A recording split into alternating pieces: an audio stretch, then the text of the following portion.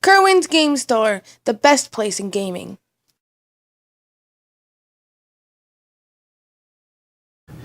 Hey, what's up? Luke here at Kerwin's Game Store, Main Street, Catskill, New York. Doing another Learn How to Play episode here for you, and this time we're going to focus on the really simple trick-taking card game, Dragonheart. Dragonheart is a two-player game. It is great for anyone of all ages. It's a lot of fun, and it seems to be a big hit here since I started really getting into it. It's done by Fantasy Flight Games, and it's one of the few Fantasy Flight games that does not have a million things with it. Those of you that are really big into games and what have you already know that usually when you hear the name Fantasy Flight, you're talking thousands of tokens.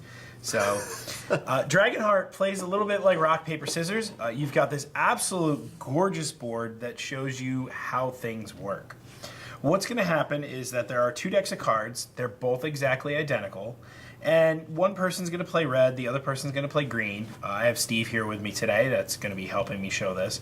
And what you're going to do is you're going to be playing your cards. You're going to be laying down one or more of a single type of card. And how each thing works is actually printed on the board. If we start over here with the archer, it takes 3 archers to take the red dragons. The red dragons can take the treasure. The sorceress has a choice. She could take the treasure or the earth dragon. Now, the person that actually scores and grabs the earth dragon also grabs the earth dragon token.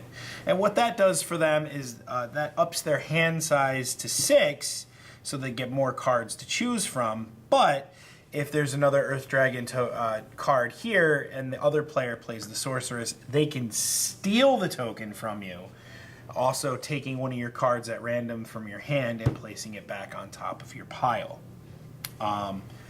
Here is the warrior, and the warrior has the choice between taking the sorceress or taking the troll. The troll can take the sorceress. And then we have 2 special regions. It's 2 warriors, by the way, that takes those 2, excuse me. We have 2 special regions. We have the dwarves. The dwarves aren't able to take anything, but the person that lays down the fourth dwarf card, that's a tongue twister, ends up taking and scoring all the dwarves. And then we have the ships. And the ships do something special. When the third archer and the second warrior are played, and the person that played them takes the card designated to them, these actually get put under the board right here. The ships, the person that plays the third ship ends up taking this pile of warriors and archers to their score pile. The game ends when somebody can no longer draw any more cards from their deck, or 3 sets of ships have been played. So Steve and I are probably going to play more than the usual 3 or 4 rounds because it takes a few rounds to really get things working. But it's also a fast game. So it is a very fast game.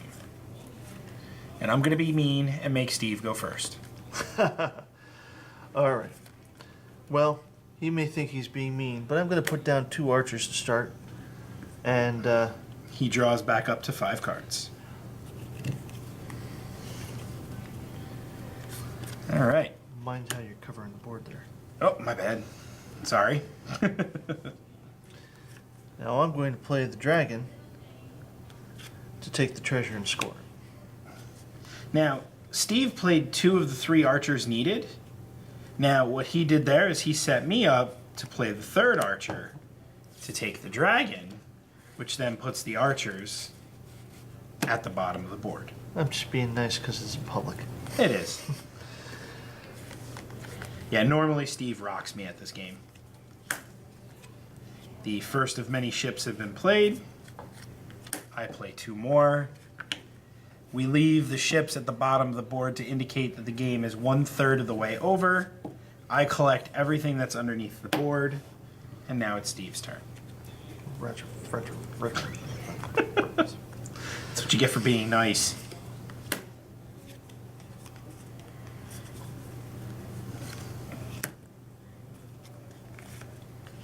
Now, because I played the Earth Dragon, Steve puts that in his score pile. Then he gets the extra dragon token, which lets him draw his hand back up to 6 cards. We'll play a few more rounds so you guys can get a good feel for everything.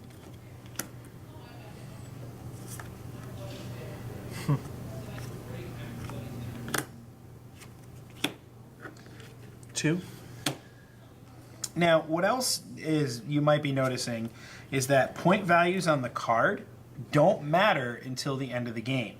So if I sat and played a 1-point sorceress here, the sorceress is always going to be able to take whatever's on either side of her.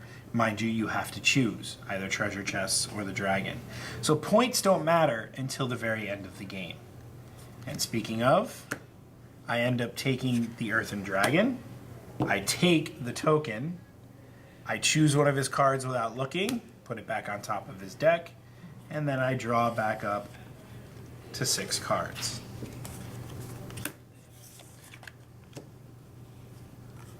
Now there is a strategy here when you choose to play a high value card or not, but sometimes you just simply don't have a choice. Learning how to roll with it is a big part of the game. Yes. I'll play the 3rd chip, completing our 2nd of 3 sets, and I get to score these 2 low point cards. So we're going to rock it. Oh, I made Steve start first, so let me do one more move. And we're going to say that I played the last chips. And how it works at the end of the game with scoring is you total up. Everything that's on the board doesn't count. These are not in score piles, so whatever's left is left on the board. 10 points. You grab your cards, you figure out how many points you have. That's 5, and 4 is 9. But this guy is also worth 3, so I end up with 12. Curse me. Curse you, Fox! And that is Dragonheart. Very simple, very fast. My wife and I can actually play through a game in about 5 to 10 minutes. We can blow through a few rounds of it. It's a good time. It's really great. Very family friendly. Very not difficult to teach to youngsters at all. And it really is a good 2-player game. So thanks for watching. Dragonheart is available here at Kerwin's Game Store. And yeah, come check us out. Kerwin's Game Store, Catskill, New York.